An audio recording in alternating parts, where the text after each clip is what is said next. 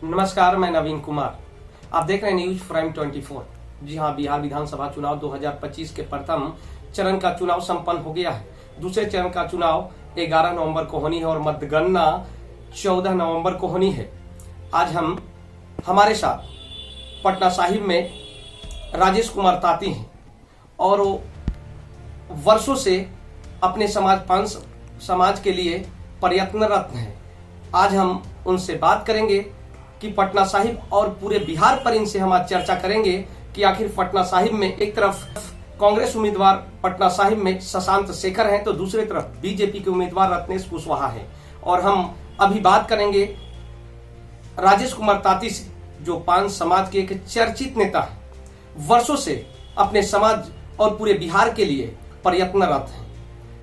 सबसे बड़ी बात है कि पटना साहिब में चुनाव 6 नवंबर को संपन्न हो गया।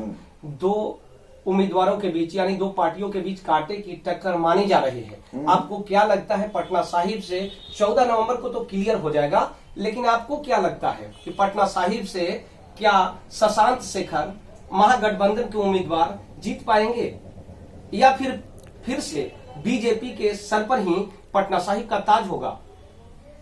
हमें जो देखा है, हमने जो पूरे इस जगह पे रह के चुनाव के दिन, खासकर मैं पटना ही में था, पटना साहिब में था, लेकिन पूरे भाजपा के गढ़ जिसको कहा जाता है, हम लोग उसी गढ़ के क्षेत्र में रहते हैं। लेकिन यहाँ पे भाजपा का गढ़ 50-50 कहानी खत्म हो चुकी है। बदलाव का जो दौर आया है, शहर पटना सिटी, पटना साहिब, इसको शहर मान सकते हैं बाहर के लोग, लेकिन मलसलामी के जाने के बाद लोग गांव मानते हैं। रेलवे पट्टी टपने के बाद लोग गांव मानते हैं। अभी भी गांव का ही स्थिति है। सारा मिला जुला के अंत होने जा रहा है। इस गढ़ का खत्म हो गया है। अब रह गए सिर्फ फॉर्मेलिटी निभाना है 14 तारीख को। क्या आप कंफर्म हैं? पूरी तरह कंफर्म। आपको तो गिनती गिना दे रहे हैं।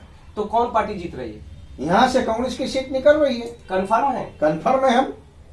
हमने तो सोचा था कि कांग्रेस की इतनी बड़ी बढ़त मिल जाए, लेकिन शायद उन लोगों को इस तरह से नहीं समझ में आया, लेकिन फिर भी जीत की ओर बढ़ चुका है। लेकिन हम चाहते थे कि एक ऐसा जीत हो कि आने वाला लोग याद करता इस चीज को। जीत तो तय है। और दूसरी बात रह गई कि हमारे समाज की बात, तो पूरा बिहार में पान ताती समाज एकजुट होकर महागठबंधन को वोट दे रही है। यहां तक कि परसों जिस समय 6 तारीख को चुनाव थी, वहां से मेरे समाज के नेता पी गुप्ता लड़ रहे थे, तो वहां उनके संग जो बदसुल्की हुई है, जो भी तकलीफ हुई है, वो तो सामने दिखाई, सारा मीडिया देखा। लेकिन गांव के अंदर भी बहुत सी बातें हुई है।